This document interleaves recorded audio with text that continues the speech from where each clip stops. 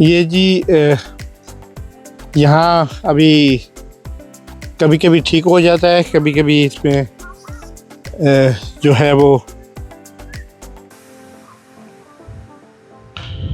तो ये फॉग आ जाती है बीच में, वरना खूबसूरत ये अब देख रहे अभी इस फॉग का जो एक लहर थी वो चली गई। तो ये यहाँ का नज़ारा देखें, यहाँ से नीचे शहर का, और ये देखें जन्नत की तरह खूबसूरत।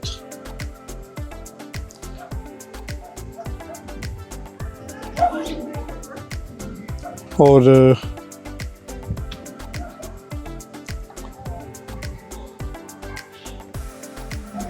वो जैसे बादल है ना, वही हमें इतना ऊपर आए हैं कि वो बादल उसको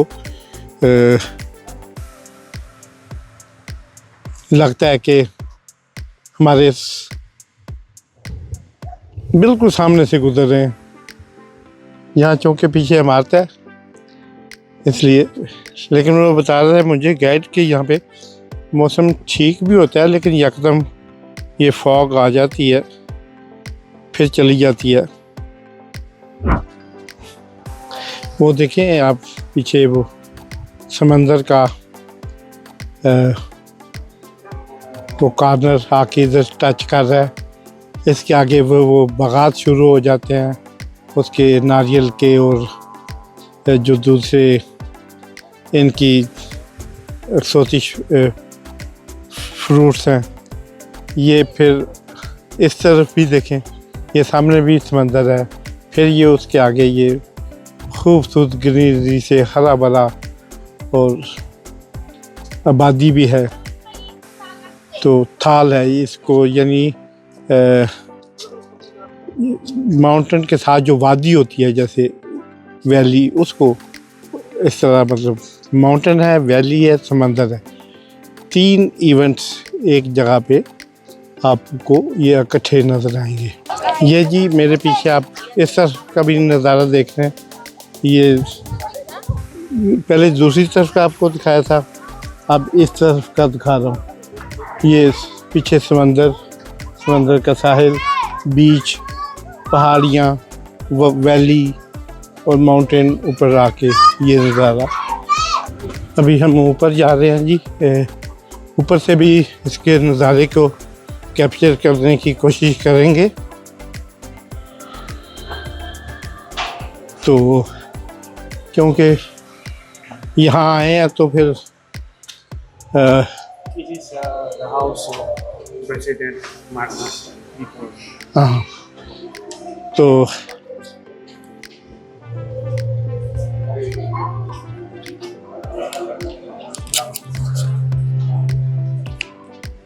ये इसलिए भी जगह मशहूर है कि ये जगह जहाँ पे हम खड़े हैं ये पहले पैलेस था प्रेसिडेंट मार्कोस का, फर्नांडिस मार्कोस और उसकी बेगम कोरी अकीनो का। उन्होंने ये पुरफ़ज़ा मकाम पे अपने लिए एक महल बनाया था, जो अब गवर्नमेंट की मौजूदा गवर्नमेंट की, मतलब जो भी गवर्नमेंट होती है, गवर्नमेंट की मलकियत में है।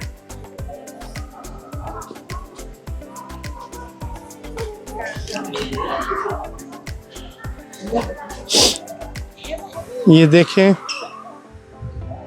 बनाता कोई है इसको, इसमें रहता कोई है, रहना किसी को नसीब होता है।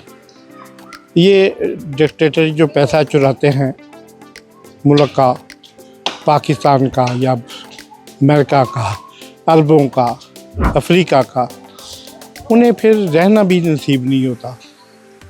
ये भी खूबसूरत महल मार्कोस ने और कोरी अकीनो ने अवाम का पैसा लूट के बनाया, फिर वो बड़ी अज़ियतनाक मौत मरे और आज फिर ये जगह, इधर गरीब आदमी भी आके इस जगह को देख रहे हैं।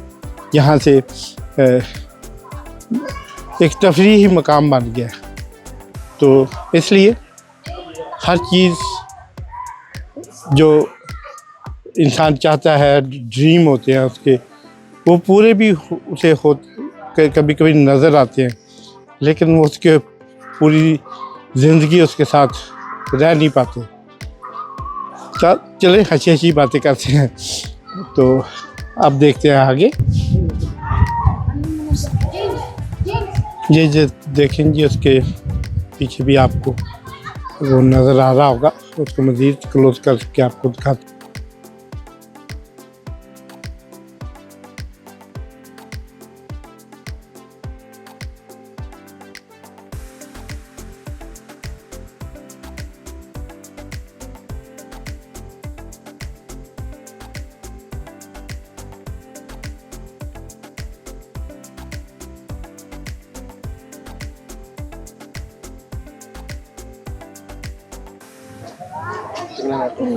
ये जो आपको नज़र आ रहा है सामने, छोटा सा समंदर के बीच जो है जजीरा सा बना, ये दरअसल फ़िलिपाइन का सबसे मशहूर वो आतिशफ़शां है, वोल्केनो है। हाँ, और सिर्फ 5 महीने पहले ये इतना तबाही से फटा था कि इसके इर्द गिर्द सारा पानी में जैसे आग लग जाती है, ऐसा था। ये अक्सर फटता रहता है। ये मुझे गाइड बता रहा है कि ये आज से सिर्फ 4-5 महीने पहले भी एक दफ़ा इसको मदर फॉल्कन कहते हैं, और इसके साथ ये है इसका डॉटर फॉल्कन, वो जो आपको छोटी सी एक टीला से नज़र आ रहा है, इसको डॉटर फॉल्कन कहते हैं। कि ये वो बड़ी ह्यूज मतलब तादाद में या कैपेसिटी में फटता है, और ये भी फटता है, लेकिन ये थोड़ी इसके दरमियान में से आग निकलती है। और वो मंज़र भी देखने वाला होगा जी, जब ऐसे जैसे लोहा, गर्म लोहा पानी के अंदर गिरता है तो कैसे वो उसके बुझने की आवाज़ें, उसके ठंडा होने की वो जो साउंड होता है। तो ये एक कुदरत के हर काम में नज़ारे हैं, चाहे ख़तरनाक भी होते हैं, कुछ चीज़ें डेंजरस भी होती हैं, लेकिन हर डेंजरस के पीछे भी कुदरत की हिकमत छुपी होती है। तो इस जजीरे पे जाया भी जा सकता है। मैं पूछता हूँ कि अभी अलाउड है कि नहीं, लेकिन सुना है टूरिस्ट वहाँ, ये यहाँ से मैं खड़ा हूँ 1 मील से भी कम का फासला है, अब बमुश्किल 1 मील होगा। बीच में बस ये समंदर है, और ये 200-300 मीटर की ये जो है ग्रीनरी का एरिया। तो ये है जनाब इसका सारा आतिशफ़शां का नज़ारा। और ये और भी छोटी छोटी पहाड़ियाँ हैं। ये जनाब मेरे पीछे आप देख रहे हैं, ये आतिशफ़शां वोल्केनो का वो मंदिर है जिसको देखने के लिए सयाह बड़ी दूर दूर से आते हैं और इसको देख के इंजॉय करते हैं। और एक नई चीज़ होती है, जैसे हम एक्सप्लोर करते हैं छोटी छोटी चीज़ें, छोटी छोटी चीज़ों में से फिर कोई इंटरेस्टिंग चीज़ निकल आती है। ये भी इज़ वन ऑफ देम। शहर का सेंटर तकरीबन मकाती का, और ये म्यूजिकल आर्ट बिल्डिंग है। ये प्रेसिडेंट मार्कुस, वही कोरी कीनो वाले मार्कुस, उसने बनवाई थी उसके दौर में बड़े शौक से। और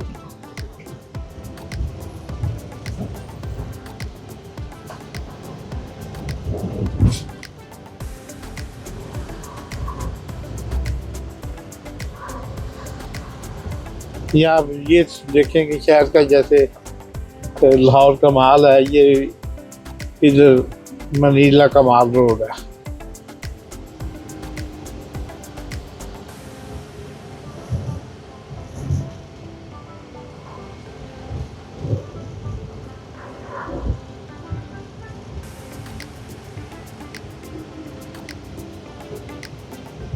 और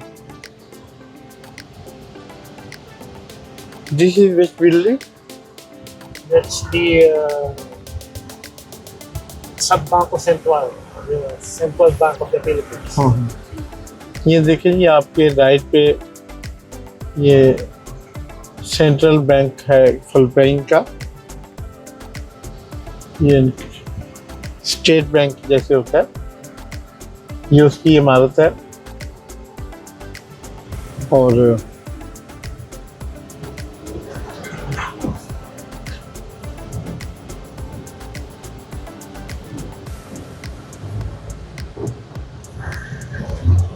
इमारत क्या है जी, किला है पूरा, हाँ, चारों तरफ फिर ढांपा हुआ है।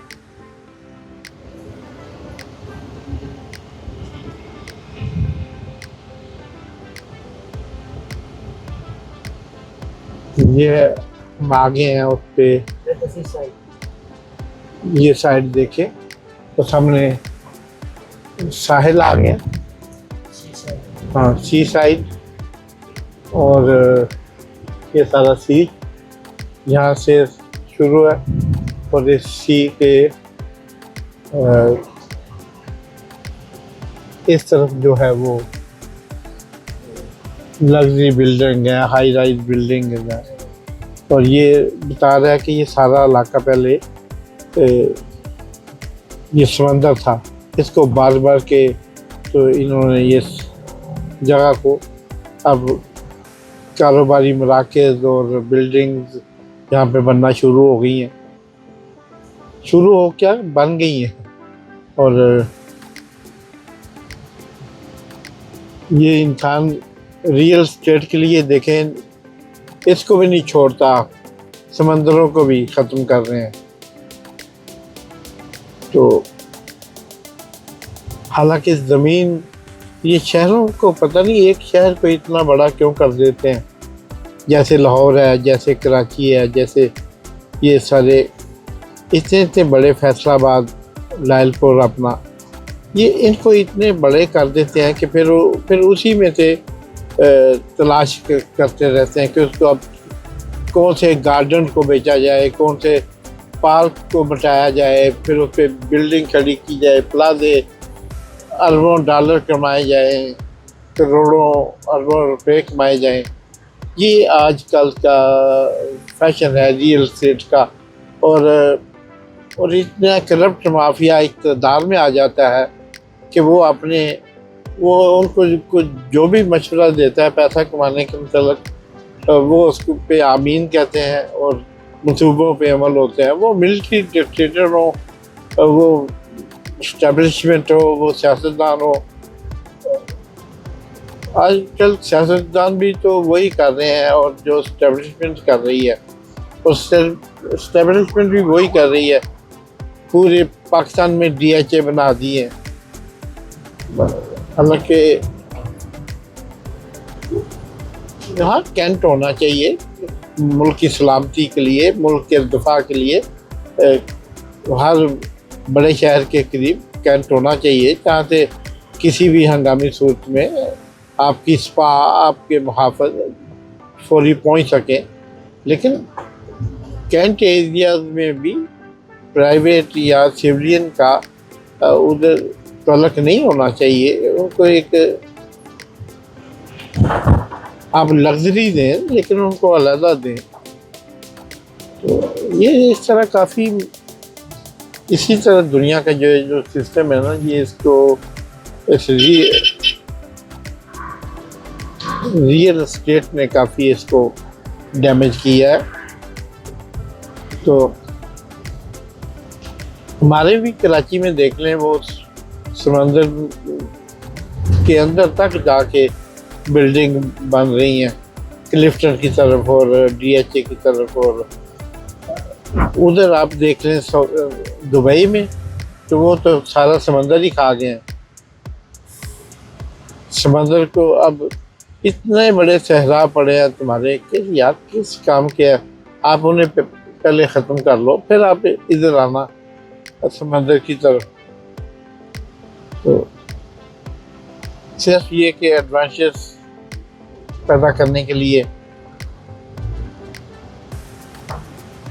और लोगों को अपनी तरफ मुतवज्जो करने के लिए मुख्तलिफ महंगे महंगे प्रोजेक्ट शुरू कर देते हैं। जितने में समंदर में एक कनाल जगह को भरा जाता है और उसको ज़मीन बनाया जाता है, इतने में आप रेगिस्तान में या शहर के करीब जो आपका सहरा है, वहाँ पे 10 मकान बना सकते हैं।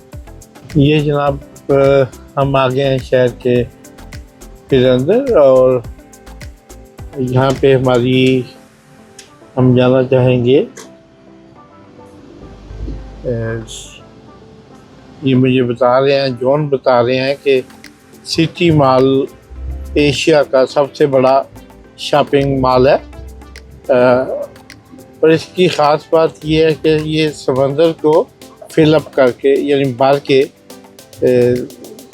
पानी का एरिया समंदर में, उसके ऊपर ये बनाया गया है। तो वो भी देखते हैं। और एशिया का सबसे बड़ा मॉल तो देखते हैं ये कैसा होता है।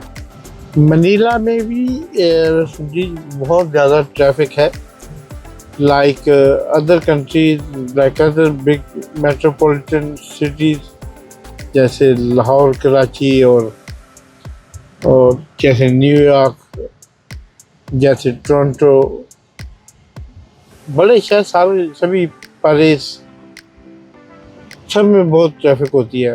और एशिया में भी, एशिया में तो ख़ासतौर पे ट्रैफिक के असूल ज़ाब्ते भी ज़्यादा फॉलो नहीं किए जाते, इसलिए यहाँ पे बहुत ज़्यादा ट्रैफिक है। और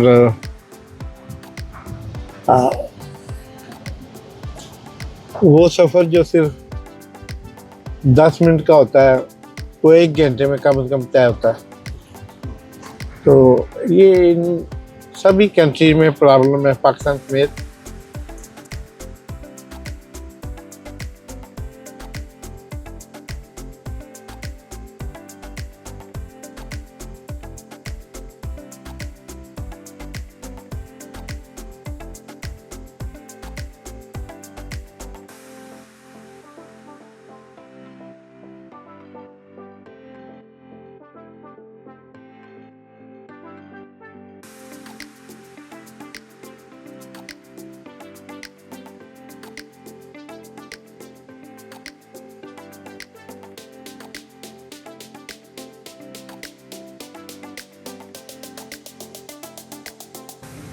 इधर जी ये होता है कि जो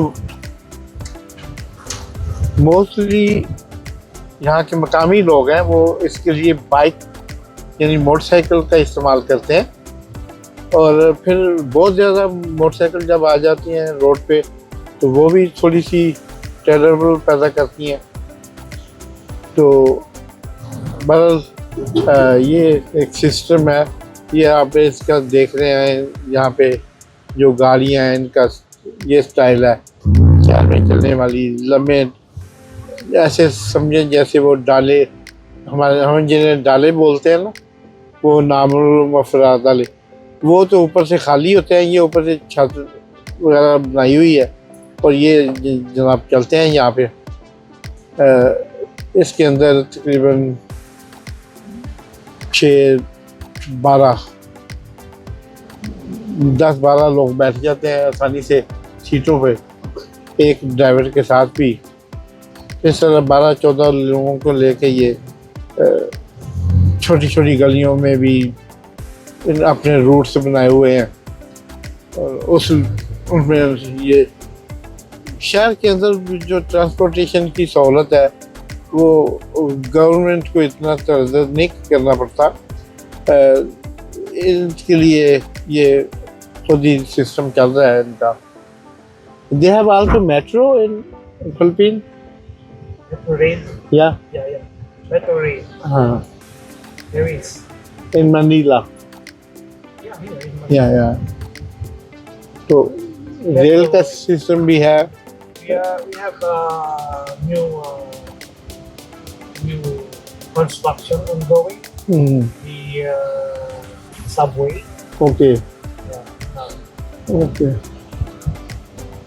अभी सबवे अंडर कंस्ट्रक्शन। Yeah. या तो आसा साहब सारे मुल्कों की ज़रूरत बनती जा रही है। पाकिस्तान ने भी लाहौर में, आपको पता है, वो ऑरेंज ट्रेन और ये वो सारा उसी का हिस्सा है, लेकिन अभी ऑरेंज ट्रेन की बजाय अगर ये सबवे बनाते तो देर पा होता। जनाब ये कैथेड्रल चर्च है,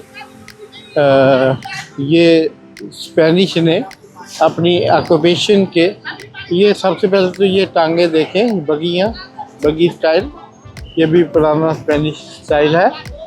और ये स्पेनिश वो एरिया है जो अभी तक महफूज है, इन्होंने रखा हुआ है। और ये कैसे चर्च बनाया था। स्पेनिश जहाँ भी दुनिया में गए उन्होंने दो चीज़ें अपने पीछे छोड़ी, एक अपनी लैंग्वेज, और दूसरी अपना मज़हब। यानी उन्होंने क्रिश्चियनिटी छोड़ी, अपनी लैंग्वेज को फैलाया, और जहाँ पे गए उस मुल्क को मुकम्मल प्रेस्टिट्यूट बना दिया, यानी ट्राइफल मुल्क ही जैसे कहते हैं। तो ये है जी वो चर्च जो स्पेनिश ने अपनी ऑक्यूपेशन के दौर में अपने कब्ज़े पे जब इस पे किया हुआ था फिलिपाइन पे, तो उस कब्ज़े के दौर में इन्होंने इसको बनाया, और ये आज भी यादगारी तौर पे देखा जा सकता है। और ये इसके सामने ये और भी हैं मनाज़र, आप देख सकते हैं।